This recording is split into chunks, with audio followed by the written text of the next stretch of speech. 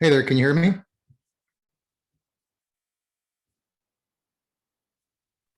Yeah, I can, James. Give me just Oh, 1 minute. oh no, that's fine. I'm just checking my microphone here. Yeah, no, I'm glad you are. I'm glad you're on early. But yeah, I can hear you good. Is this Ted? Yeah, sorry. Sorry, this is Ted. No worries.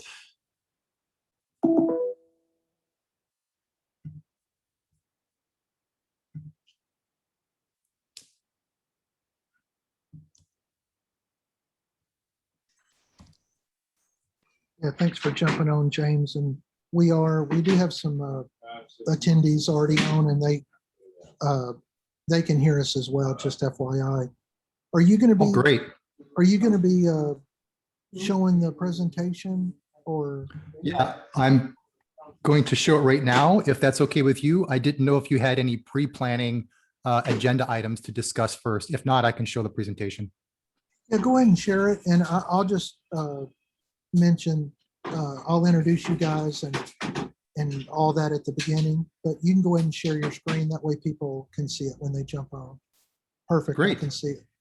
It looks good. Thank you.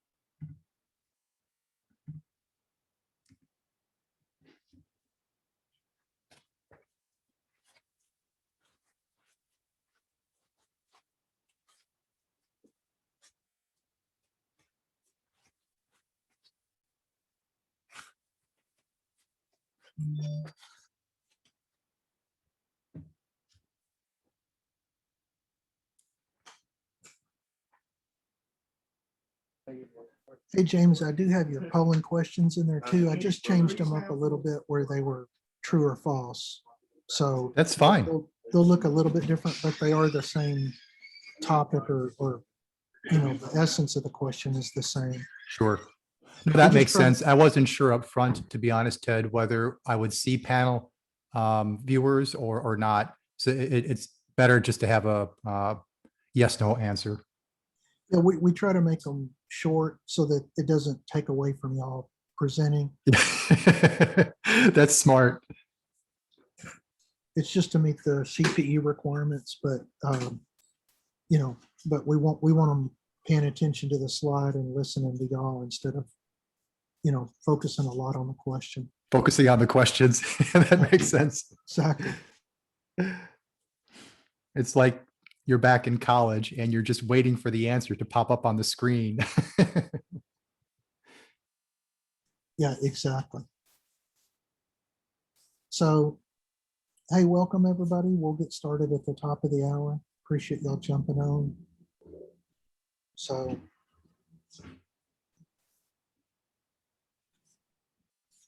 we'll get started right at the top of the hour. Appreciate everybody jumping on.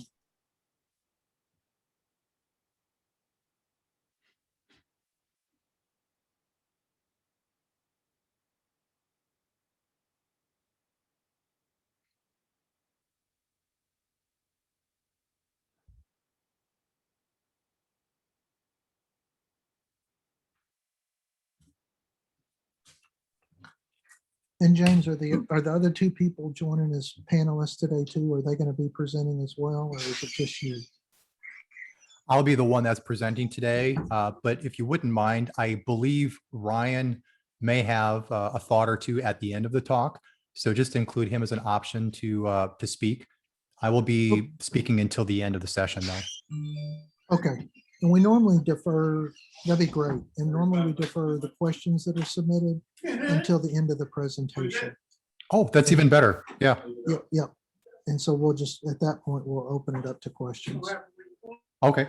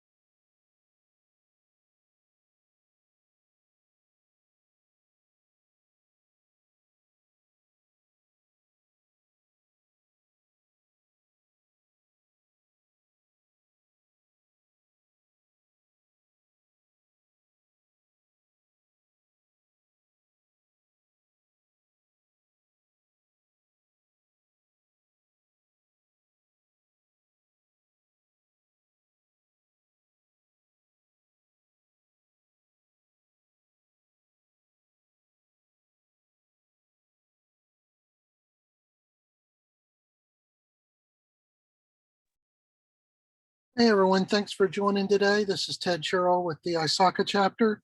We'll get started here in about 4 or 5 minutes. So appreciate y'all jumping on. We'll get started at the top of the hour. So today's topic is, as you can see on the screens, PCI compliance, so payment security, etc. By Certus. So we'll get started in just a minute. So thank y'all for joining us today.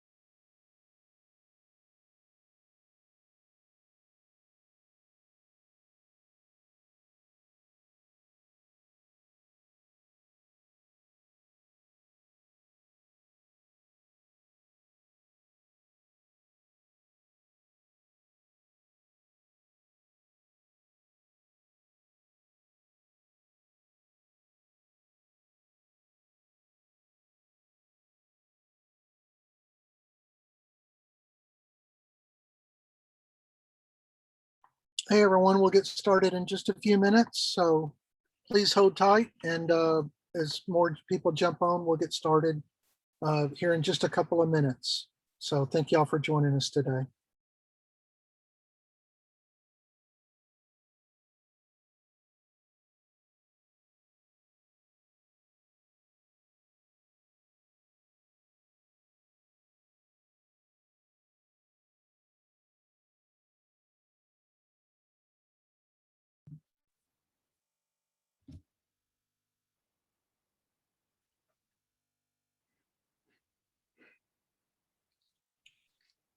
Hey everyone, we'll get started in just a couple of minutes. This is Ted Sherrill with the ISACA chapter. So we have a really interesting topic today on PCI compliance, payment security, securing innovative payment technologies, and achieving PCI compliance. So it's been a lot of evolution to PCI over the years, and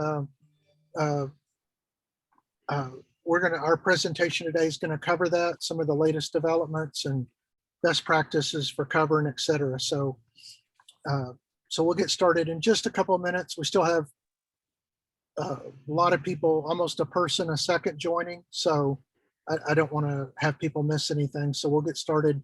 Let's give it about 120 seconds, about 2 minutes, if you will, and we'll get started right away. Thanks everybody for joining. Just as a reminder, we'll be sending out a meeting invite probably tomorrow. The Greater Houston Chapter ISACA members meeting will be the third Thursday of this month. So that'll actually be in 2 weeks. So on May the 20th. And then on May 22nd, you'll also be receiving an invite for this. On May 22nd, on Saturday, Harvey is hosting his Saturday morning privacy session. We're going to start having those the Saturday following the monthly members meeting. So for this month, it'll be May 22nd. And again, we'll be sending out more details on that as well, so you can attend. And that's complimentary as well. And you can receive CPE credits for the Saturday morning privacy sessions, as well as, of course, the member session. And just a reminder, we do still have the GRC recording recordings available. We're working on for those of you that watched the recordings, if you attended the live event on March 26th, You should have all received your CPE certificates for that. If you have not received your CPE certificate for the live sessions you viewed on March 26, please contact either myself or send an email to membership@isacahouston.org, and Joyce will assist you with making sure we get you your certificate. For the ones that you watched in April, if you watched any of the recorded sessions, we're working on those right now. And again, we'll have those out by May the 15th. And the CP certificate for today's session will be delivered by May the 15th as well. So if you have any CPE certificate issues, if you're missing a CPE certificate or anything like that for an event that you participated in, please let us know. And one thing that we, just a best practice FYI, when you attend these Zoom sessions, if you'll use the email ID when you log in, if possible, for the that you're registered with ISACA, that helps us. We are having a little bit of issues that there's a few people that'll attend with one email ID for Zoom, and yet their email for ISACA is different. And so it just takes us a while to reconcile those. So if possible, if you can use your same email ID that you are a member of with ISACA, that would be great. And if you cannot, it's always good just to maybe throw it in chat that, you know, I use this email for the Zoom, but my ISACA email is this, if they are different. If you'll throw it in chat, we'll have a copy of that as well, and it'll help ensure that we reconcile it and get you your certificate. So with that, I've gone a few minutes over. So again, welcome everyone to today's webinar on payment security, securing innovative payment technologies and achieving PCI compliance. This is Ted Sherrill with the Houston chapter, and appreciate y'all joining us today. We have James Woods, who's going to be our presenter today. He is a CISA, CISM, CRISC, and QSA are his certifications. So he knows ISACA very well. And he's a principal security architect at Certus Cybersecurity. And James leads delivery of information security and PCI focused engagements. He's a thought leader and expert on application security and PCI compliance validation, and has more than 16 years of Fortune 500 security, information security experience. So very glad to have James with us today. We've had several members email us about they want more information around PCI, which is not surprising as it has continued to, the requirements have continued to evolve and of course get more stringent, et cetera. So, so I coordinated with James. If y'all remember, just FYI, Jenny German did a presentation during the GRC conference on PCI. So if you didn't attend that one and you're interested in PCI, I would encourage you to also watch that recording. That was a very good session that she did on PCI compliance. And then James is going to cover some additional topics for us today. And one last thing is you'll see on the chat, please respond to the polling questions. I'll post them in, the polling panel as well as on chat.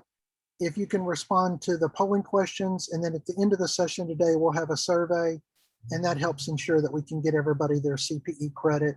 It just provides, not everybody needs it for all of their certification boards. Some are more stringent than others. It just helps provide attestation in case you're ever audited around your CPEs. So we try to do that for our members.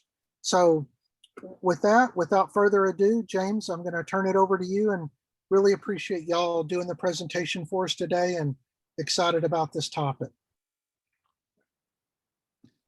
Hello, everyone. Great to be here. Welcome to my talk on payment security. Of course, a special thank you to ISACA's GHC President, Ted Sherrill, for delivering this event.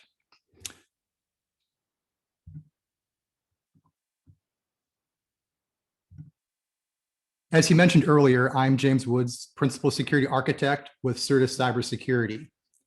I head our PCI practice with decades of experience across Fortune 100 companies. I'm also here with my direct leadership and co-founders, Ryan McCamey, CEO, and Swapnil Deshmukh, CTO. They're seasoned cybersecurity professionals and directors previously from Visa. We provide security services to large global corporations, including high growth businesses and emerging technology companies across industry sectors. Our clients are both national and international. We're experts on application, IoT, and cloud security, and of course, payments, which is our talk today.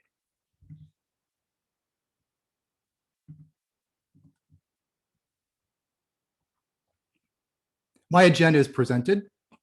Can everyone hear me okay? Just want to make sure that I'm coming across just fine. I can hear you very good, James. Great, thank you, Ted. We'll cover why payment card industry data security standard, PCI DSS in particular, is important and whether your organization is a candidate for compliance. My talk will center around payments challenges. Some of you may already know this, but the current standard PCI DSS version 3.2.1 is actually a late version. It hasn't been updated since 2018. So as we step through a few challenges, I'm hoping you'll take away a few points on how to secure payment-related data and maintain PCI compliance. We've reserved time, of course, at the end of our talk for Q&A. In the meantime, please feel free to add your questions to the chat window and we'll approach those at the end.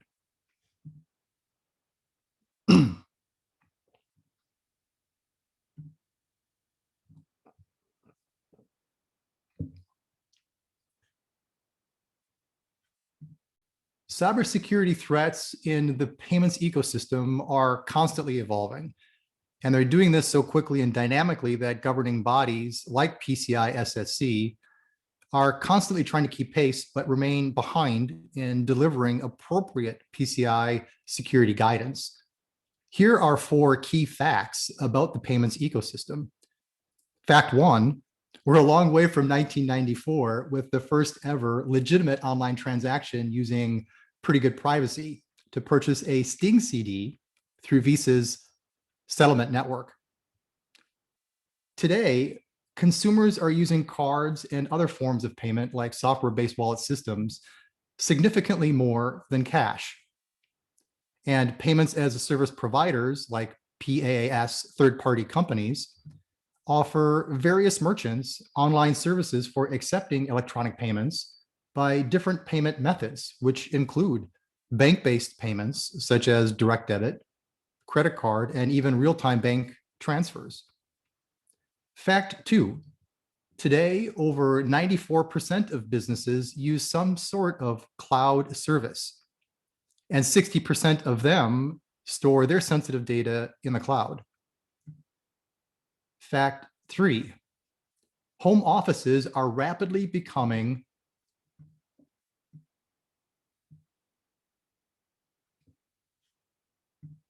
the primary professional workplace, where voice assistants are growing up by the numbers with Internet of Things devices, and resources are doing more and more of their online purchasing during work hours, 42% in fact over 2018. So what we learned from this is that consumers desire anytime, anywhere access to their payments. Fact 4, the regulatory environment, give it GDPR, CCPA, and even the US federal data privacy legislation, are constantly changing to meet consumer data privacy expectations.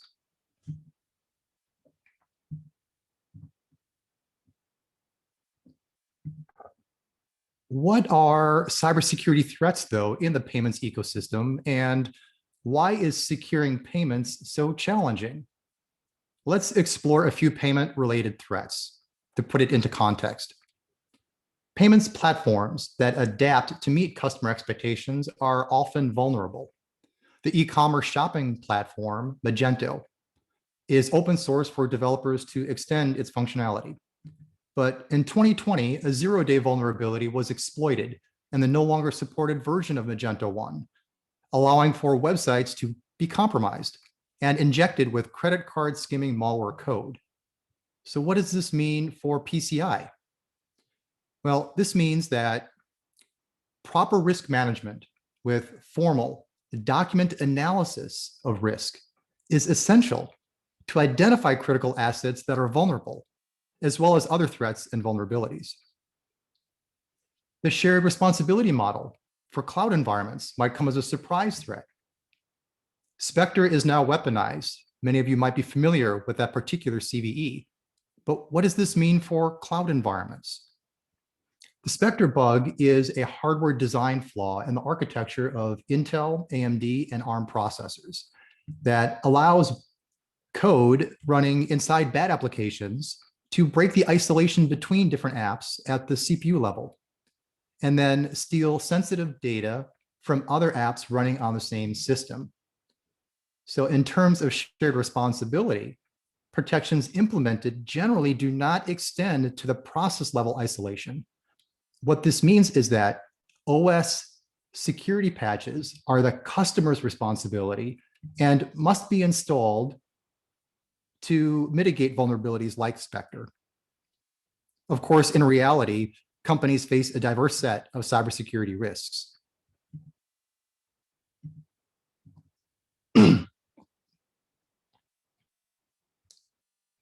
At 30,000 feet, we can visualize a sort of layering of security controls, defense in depth, you might consider, as they relate to the payment card industry. Removing any of these layers, whether it's lack of security training, passing cardholder data unencrypted over public networks, or using vendor supplied default accounts and known passwords, means that bad actors will have improved opportunities to comprise your business assets. Of course, people are the weakest link, and yet we're also the greatest first line of defense. The cost of security goes up when training is lacking to help resources recognize vulnerabilities early in the application development lifecycle. Consider the cloud deployments rely upon cloud services to generate the private keys used for safeguarding sensitive data. A more prudent security approach keeps key generation and management of strong encryption keys internally to guard against misuse. So encryption is also a significant and important layer of defense. But we'll touch more on these layered defenses in the coming slides.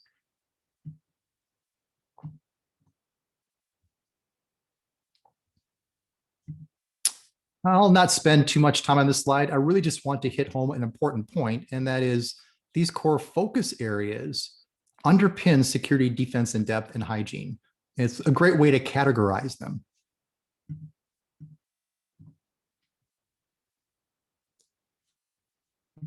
So what is the PCI framework and who qualifies for PCI? PCI DSS is a global industry standard designed to enhance cardholder data security and facilitate consistent data security measures. There are essentially two broad categories: entities that accept payment for transactions with a physical credit card, card present, or without a physical card, card not present. So you can visualize physically swiping or dipping a card in a device at a grocery store checkout or filling station. And this would be indicative of a card present transaction. Now imagine simply entering your card in a form at an e-commerce site and hitting the submit button. This could be at a Walmart checkout, for example, in which case it's representative of a card not present transaction because you're not using a physical device for the card. Entities that accept physical cards must be PCI compliant, where e-commerce entities are slightly different. When handling payments through a software wallet like PayPal, Chime, or even Apple Pay, where the credit card must be entered into the wallet, then the enterprise will need to be PCI compliant. However, when handling only encrypted payments, where another merchant, say PayPal's Braintree or Stripe or Square process the credit card payments on behalf of the entity through a payment gateway, then they're not required to be PCI compliant. Of course, there are other e-commerce vendors which play into this role, like SaaS providers, as an example. And that could be big data analytics or CRM companies or others that would be generally required to be PCI compliant because the data they could potentially store on their systems for their customers may include unencrypted payment data. Overall, businesses that store, process, and transmit cardholder data really need to understand where PCI is relevant and necessary. These 12 listed requirements are the specific measures that qualified PCI entities will need for compliance. Of course, all requirements are important. However, I'll spend a little more time on requirements 1, 3, and 4, 6, and 11, because we've seen the most challenges in these areas.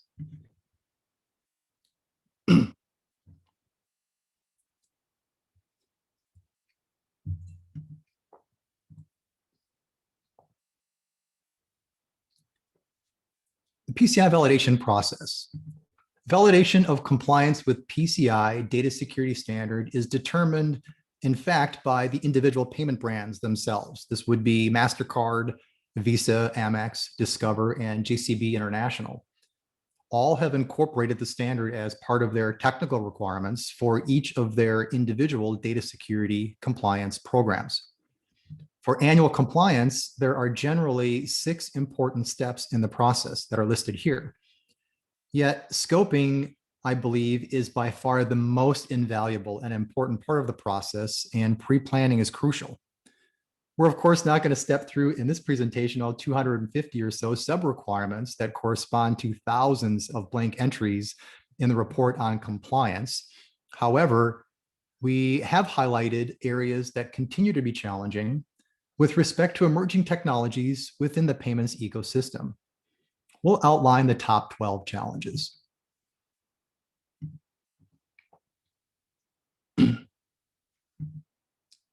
The first 2 challenges relate to securing the network. For example, how should you protect authorized access from untrusted networks? This is where scoping becomes important. When you think about it, to be considered out of scope for PCI, a system component must not have any access to the CDE. When properly segmented, what we're really stating is that you could literally be testing 0 days in an isolated environment, and it wouldn't impact the scope because it could not affect the security of the cardholder data in the cardholder data environment. You'll know that you're starting to address this particular challenge correctly by ensuring detailed network diagrams, including associated protocols and data flows, are documented and updated regularly. As infrastructure assets change, take immediate steps to identify critical system components for active management and ensure configuration reviews are performed every 6 months. A few common pitfalls include not pre-approving every infrastructure change. For example, infrastructure as code, where you're leveraging Terraform scripts to automate the build. These require approval, and if they aren't approved, it will impact your compliance. Not testing significant changes to network configurations prior to production release, and forgetting to clearly document in-use products, protocols, services, and ports to reduce the risk of compromise through unused, undocumented, and insecure configurations will also impact your compliance.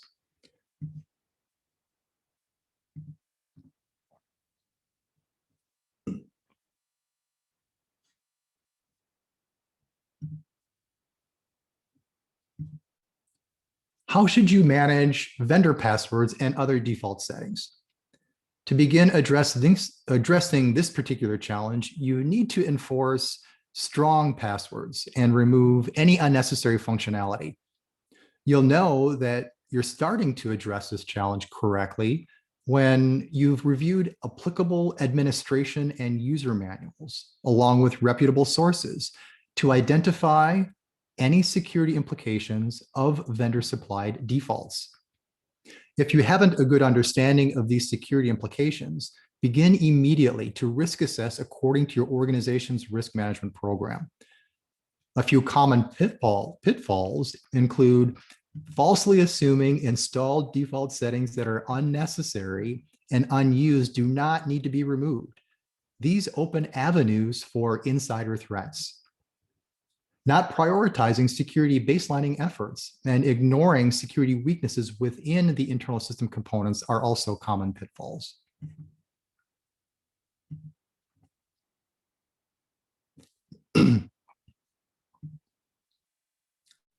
These next two challenges relate to protecting the cardholder data. For example, how should you protect stored sensitive data? Well, simply put, if data is not needed, don't store it. And to be honest, this should probably be burned into your organization's classification policy. From experience, I know that co-locating storage of hashed and truncated data is a really bad idea. The original credit card number may be discovered through very basic steps. You can do brute forcing of the hashing with rainbow tables, and this is often common because the hashing might be SHA-1 or MD5, which are weak. And then following that up with cracking the truncated credit card using downloadable scripts to validate against the typical Lund test. So businesses really need to scan for co-located cardholder data and validate it cannot be correlated to reconstruct the personal account number or PAN.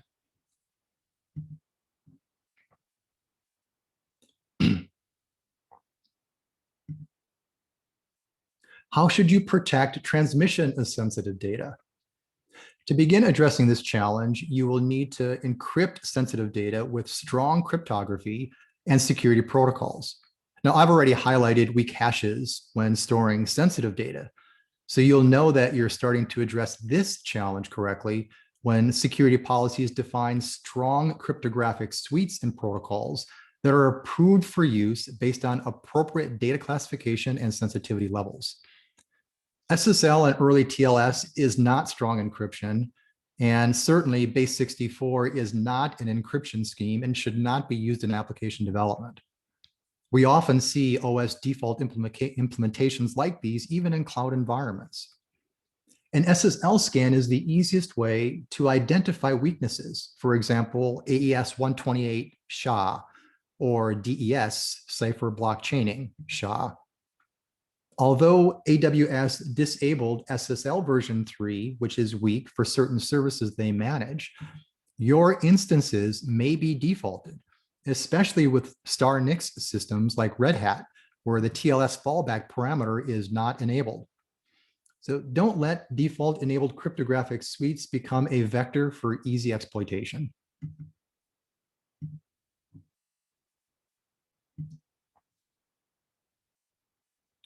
These next two challenges relate to vulnerability management. For example, how should you protect against malicious software? To begin addressing this challenge, you will need to install antivirus on systems commonly affected by malware. Implement and manage antivirus software as soon as possible for all applicable system components, including cloud-native instances, which are not managed by cloud service providers, and any workspaces. Falsely assuming antivirus is fire and forget technology will create compliance issues because antivirus must be always on and kept current with versioning plus signatures. Antivirus and file integrity monitoring are not to be confused as equivalent. These are completely different things.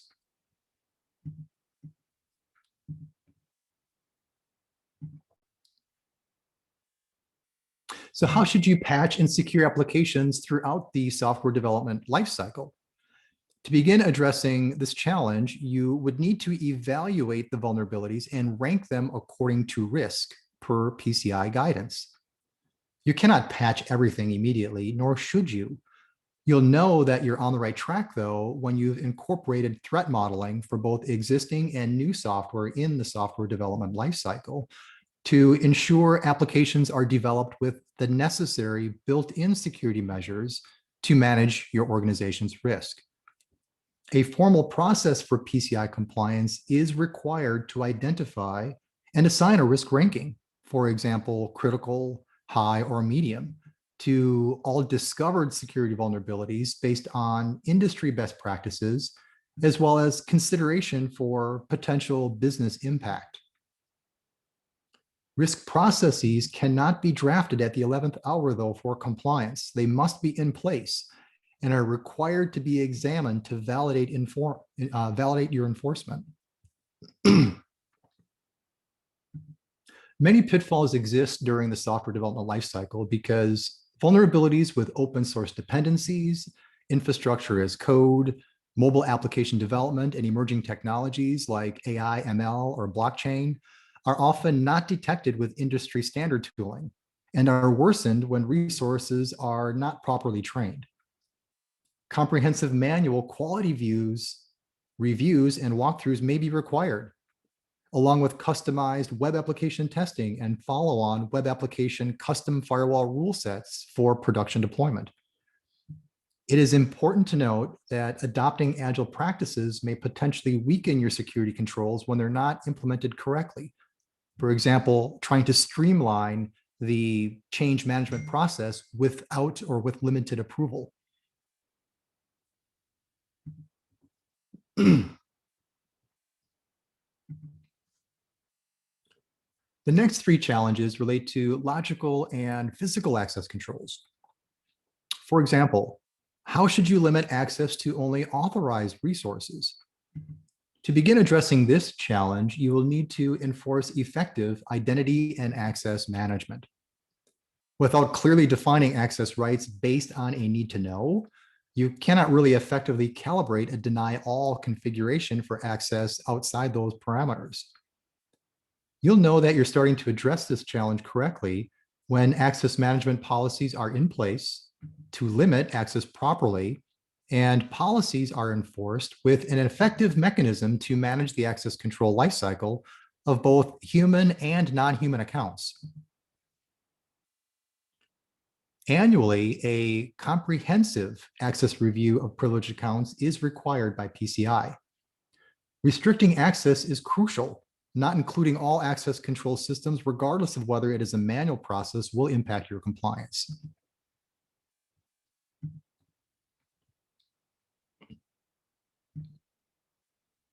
So how should you manage authentication? To begin addressing this challenge, you'll need to securely manage the accounts of users with elevated permission. Accounts must be tied uniquely to an individual, user, or process for maintaining responsibility of actions and to have an effective audit trail. Identification and authentication policies ought to be enabled to define what a unique ID looks like and the parameters by which it must be managed. For example, user account changes, revocation, inactivity timeouts, lockout thresholds. In fact, all of these parameters are compliance requirements. Businesses should address the challenge immediately and move to implement multi-factor authentication wherever applicable, especially with non-console remote access and other remote access to the cardholder data environment. Unique identification is useless, of course, when credentials are easily accessible by others. And yet, surprisingly, authentication credentials are still stored in plain text by users of content management systems, as well as within their source code, infrastructure as code templates, vendor supplied default configuration files, shell scripts, the list goes on. Additionally, connected to service providers that do not require PCI compliance may store their credentials in clear text on their local computing devices like their workstations or workspaces.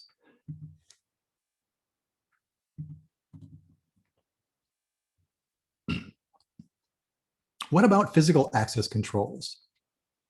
Well, cloud demand is driving digital transformation and requires businesses to understand that security and compliance is a shared responsibility.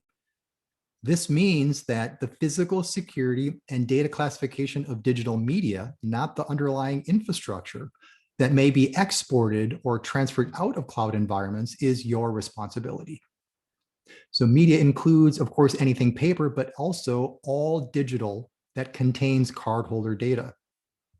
So take immediate steps to evaluate the effectiveness of your data protection and handling policies for all media to minimize risk of theft and data exfiltration.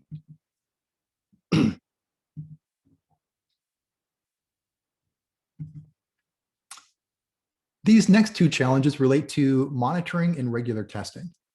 How should you track and monitor user access? To begin addressing this challenge, you will need to set necessary and sufficient logging. Service-specific security and audit logs, of course, are bountiful, so businesses really just need to focus on traceability and what's important. You'll know that you're starting to address the challenge correctly when policies clearly state the position of management toward accountability, and audit logging is mandated. Immediately, begin to identify anomalies and suspicious activity, as these must be investigated at least daily for compliance. Common pitfalls are a lack in prioritizing logging efforts and moving to trying to log everything all the time and not scanning for unapproved logging. It's amazing what kind of log files exist when you know where to look.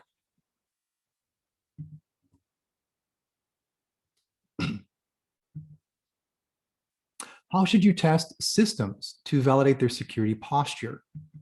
Well, I think we all know that vulnerabilities are known to malicious actors, and new discoveries will spike during periods of uncertainty. So you will start addressing this challenge correctly with automated scanning and alerting tools that are in place and leveraged for discovery of unmitigated CVEs. Take immediate steps to actively scan all in-scope system components, both internal and external, to the cardholder data environment. Then move to formally document risks and prioritize risk remediation. Risk assessment processes ought to reflect your organization's tolerance for risk, where risk ranking, severity scoring, may include evaluating industry standards like the Common Vulnerability Scoring System. Without performing penetration testing, your organization will not be knowledgeable of exploitable weaknesses in application and network layers. It will also cause a failure in compliance.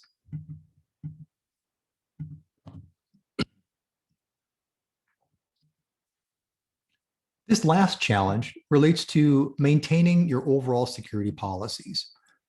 All personnel should be aware of the sensitivity of data and their responsibilities for protecting it. Personnel here refers to full-time and part-time employees, temporary employees, contractors, and consultants who are either resident on the entity's site or otherwise able to remotely access the cardholder data environment and affect the security of cardholder data.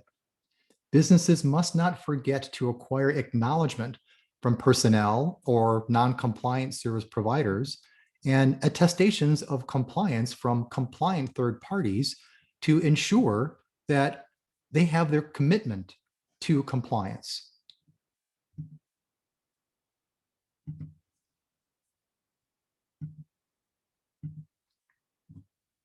Of course, we're here for a few more minutes and happy to answer any panel questions. Yeah, thanks, James. So we have a couple of questions in the Q&A panel. Can you look at those and see if you can address them? Sure. Let me take a look. So the first question is, what can you share about PCI version 4 requirements? And do you know what the public release date for the documentation is going to be? The answer is I do not know what the public release date is. It is being pushed back again. I looked at it very recently, actually. The expectation was, I believe, Q4 of this year, but due to the pandemic, there might be some further delays. Okay, I haven't great. looked at any of the updated documentation as to what those changes might look like. I am holding out until it's more formalized, to be honest. Okay, good one. And does a third party that only hosts your web page, redirect, and iframes have to be PCI compliant? They do not store, process, or transmit cardholder data. Yeah, so naturally there are a lot of assumptions that have to be taken into consideration. What I would look at here is whether there's any caching in the browser that is managed by the enterprise or the third-party entity. Any storage of cardholder data that is in an environment or software or browser controls under their control would potentially have some impact with PCI compliance. But generally speaking, if we just look at how the question is written, if there is literally no storage, no processing, no transmittal of cardholder data, and there's no direct access or connected to remote access to the cardholder data environment where they could view that data, then it's very likely they would not need to be PCI compliant, but they would have to potentially at least complete the SAQ to confirm their level of need. Okay, great. So another question's from Raymond. How safe is customer data that is stored in cloud platforms? And who is responsible and who's responsible for the customer data stored in the who's responsible for customer data security in the cloud? Yeah, those are great questions. There's actually a number of answers. And in this particular case, of course, with PCI, it always depends. But if we look at the data itself, who owns the data? Well, your organization owns the data. It's your data. So the question then becomes, well, what about the security of the data? Where does that begin and where does that end? And to answer that question, it really depends on what is being provided by the cloud environment and where the data is stored and what services are being leveraged and what type of capabilities are being leveraged that are managed by the cloud provider. Typically, what you'll want to do is at least two things. Identify where the data begins and ends. So that way, or the control or access to the data begins and ends. So you can capture attestation of compliance from your cloud provider. And once you know where their level of control ends, you can begin to add additional security controls around whatever is appropriate for your organization. Okay, yeah. And the other thing I'll say on the cloud piece is don't forget about the shared responsibility model. Exactly. In that if you're putting your data up there, such as infrastructure as a service or platform as a service, the shared responsibility changes. And then of course, for SaaS, it changes even more because like for SaaS, the cloud provider or the processor, if you will, you're responsible for the data, but they're responsible for almost everything else in that stack. And of course, that piece of that pie goes down, your responsibility grows with PaaS and it grows even more with IaaS. So understand how you're using the cloud, whether it's just infrastructure as a service or platform as a service or software as a service, and look at your data processing agreement to determine the responsibility. Yeah, I would add on to that, Ted, that even if you know where the data begins and ends and what level of control the cloud provider has over your data, there could potentially be compliance impacts because if the environment is impacted in some way, there potentially is an option for the cloud provider to have access to your data to recover it, which means that they may see sensitive data, or in certain cases that may be legal, they have to provide that data to other parties, which may or may not be with or without notification. So having a really good detailed knowledge of what that shared responsibility is for your particular provider and what you have control over is definitely important. Yeah, good point. So another question, can you explain PCI requirements for closed loops versus open loop? Are you familiar with those terms, James? I have to say, I'm not really familiar with it in this context. Can you expand on the question? Otherwise, I might be making too many assumptions. Okay, so for the person that submitted that, if you can maybe expand on it a little bit in the Q&A panel, and we'll come back to it. So another question, is there a minimum volume or dollar threshold that that are guides for the inclusion into PCI? Yeah, that's another great question. So there are levels, of course. It really relates to volume of transaction, like level 1, for example, which requires a QSA to be engaged to perform that PCI assessment, would have, like, MasterCard, I believe, is like 6 million transactions annually. So you have to look at the detail per the brand and identify where you fit in terms of how they've defined what a transaction looks like, and then whether or not you qualify for level 1, 2, 3, and in some cases even level 4. Now, again, as I had clarified in one of the earlier slides, even if you're not necessarily a level 1 where QSA is required, you may be required to perform PCI compliance if you handle credit card data and it is unencrypted, or otherwise through just the handling of a POI device where you physically are leveraging a card to process transactions. So you have to take those two broad stripes and look at where you are in that scheme to identify leveling as well as appropriateness. Now, I've seen here in the question earlier, the SAQ, there are a number of SAQs that you can leverage and you can read the details on to identify how closely they match to your business organization. So if you're not a level 1, you might have to do a specific type of SAQ that's more appropriate. Yeah, a good point.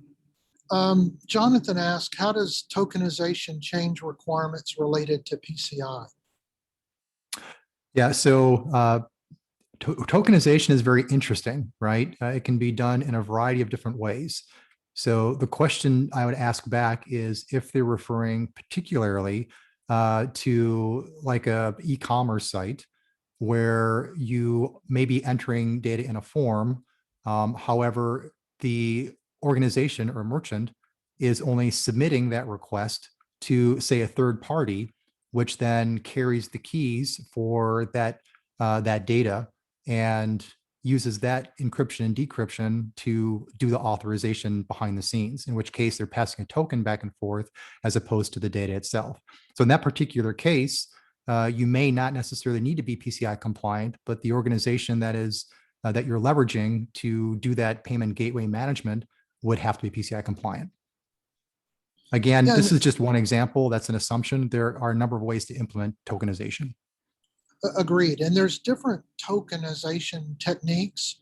Agreed. I have seen organizations that use a tokenization where you can decipher the token if you knew the algorithm that it was used in order to create the token, if you will. It's not a completely random token, so there's some intelligence built into it.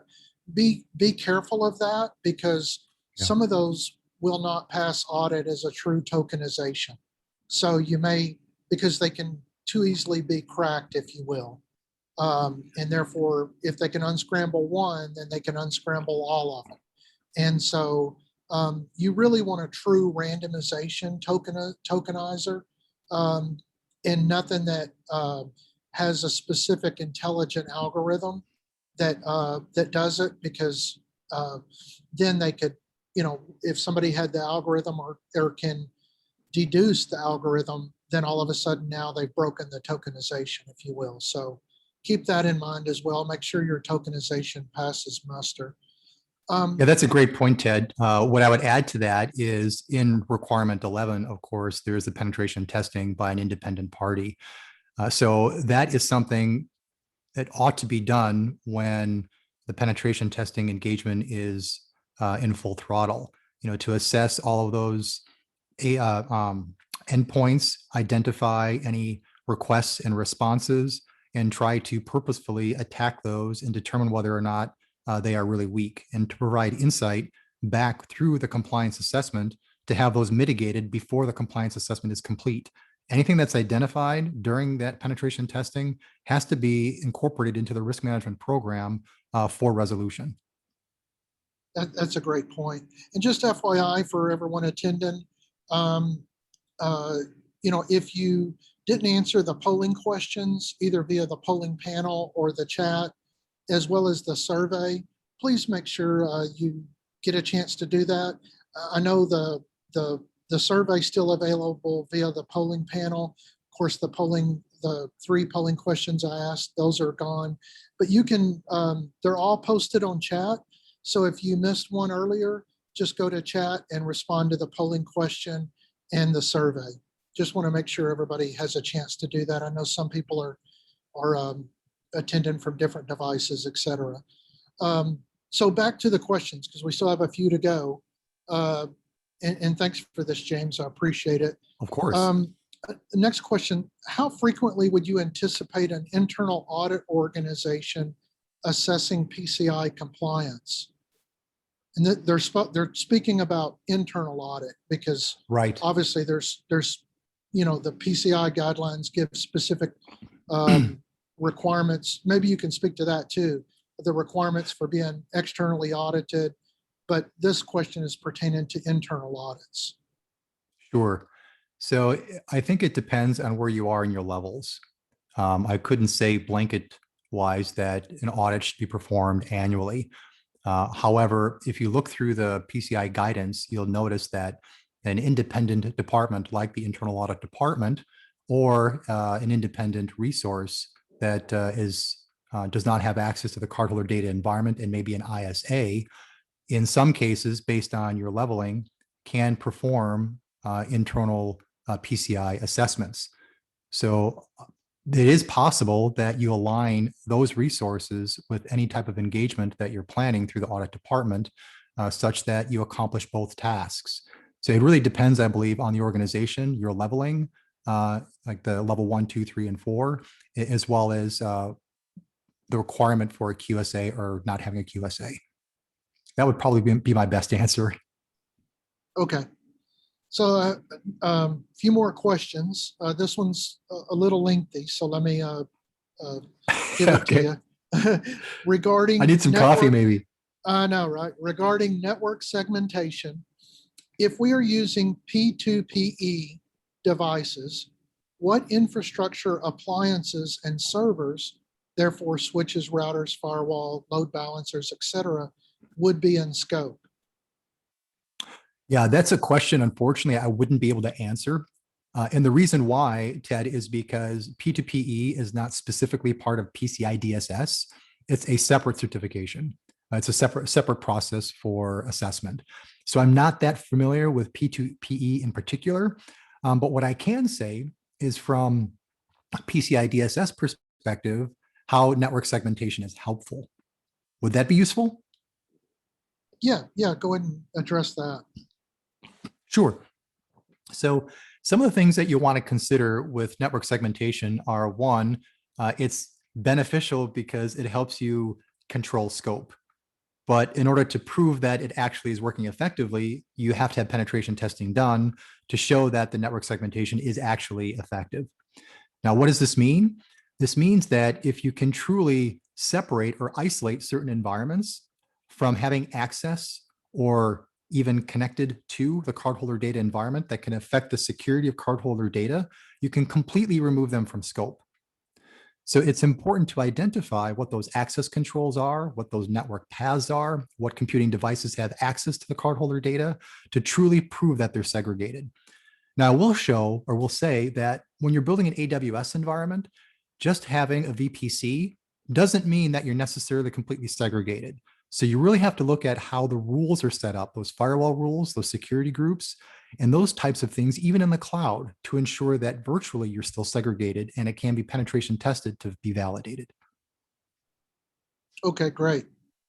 So another question from Steve is, speaking of proving that cardholder data does not exist outside of the organization's defined scope, do you have recommendations for cardholder data, string scanning tools, or open source programs or scripts?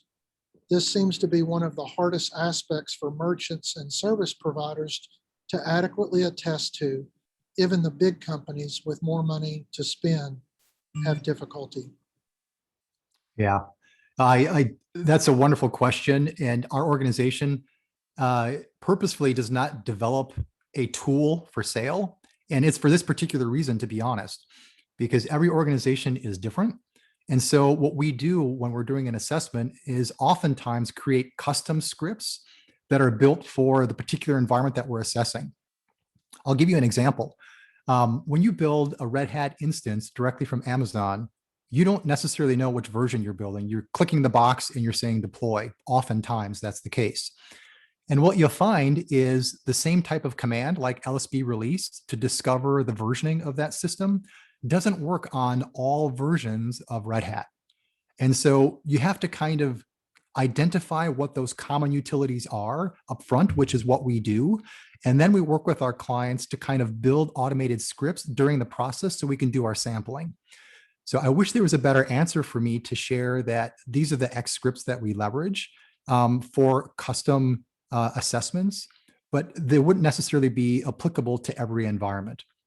Now, what I can say, though, is that there are tools that are very invaluable. For example, Burp Suite. If you're trying to assess whether or not web application security is done properly, and whether or not, as you had mentioned earlier, Ted, a tokenization or a token that's passed through the request header is something that can be broken or cracked, then Burp Suite is a great way to listen to those GET requests and try to do attack simulations and determine whether or not on your own it's something that needs to be addressed. Another common tool is something akin to just code scanning within the web application security environment when you're doing application development. Doing all this kind of stuff up front really does help significantly when you're trying to roll out to production, because you've got a really good feel for how you're developing your code, what kind of infrastructure and technology you're leveraging, and what scripts really are appropriate for your technology. Not just trying to build in a solution like Sonar Cube as a silver bullet, but really understanding the technology that you're deploying. Kubernetes is a primary example. When you're building environments in the software development lifecycle, and Kubernetes is part of that, it's rare that you'll find a custom script that's part of Sonar Cube, which is very appropriate and hits all of the marks when you're trying to identify false positives versus those that really need to be mitigated. So in some cases, you have to go to like, what is it? I'm thinking of the term now, CS, not the cybersecurity framework. It's at the tip of my tongue. Maybe Ryan can help me out. It's a standard benchmark. I can't remember the name of it, but there's a standard benchmark, and they usually have a variety of security parameters that can be used as comparison for technologies that are even new, like Kubernetes. So I would definitely reach out to those open source tools and documentation as an opportunity to help you assess your current environment. Okay, good. And one last question: Can an E2EE CIS, Center for Information Security? I knew I would find it. Sorry about that. Okay, yeah. No, I was thinking that, but so the last question: Can an E2EE encrypted, not validated mobile solution allow for scope reduction? And then Rosa goes on to say to use SAQ P2PE, which we were talking about a little bit earlier. Yeah, again, so that would be outside of my expertise. In particular, that's going to be more relevant to PADSS assessments. I would definitely review the guidance that's on SSC's website. Their library is quite extensive, and that would be the first spot I would check to do some sort of research. Okay, and it sounds like we've from the members, I'll work to see if we can set up a P2PE gosh, webinar, yeah, so that we can provide y'all some additional information on this. So, so yeah, and I see Emilio put out there CIS benchmark. So thanks for that. Well, hey, James, thank you so much for presenting today. We appreciate it. And thank you, Houston chapter members, for participating. And I think we got through the majority of the questions. So hopefully that was helpful. Yeah, and Steve, I saw you put it out there too for CIS, so thanks. And anyway, we appreciate everybody joining. Thanks, James, for the information today. I think based on the number of questions, it was very well received and informative. And I appreciate you leaving time at the end of the presentation to answer the questions, because that's it's always helpful. In that way, we learn a lot from the questions that others are asking. So thank y'all for that. And Perfect. Houston chapter members, thank y'all for joining today. And again, we'll have our members meeting in 2 weeks. And then like I said, the Saturday in 2 weeks and a couple of days will be our privacy session that Harvey's hosting. And all that information will be coming at you in your emails. So thanks, everyone. Y'all all have a good week and appreciate everyone joining. Yep. Thank you very much, everyone. Feel free to reach Thank you, out to us. James. Our email is posted. Have a good day. Thanks a lot, James.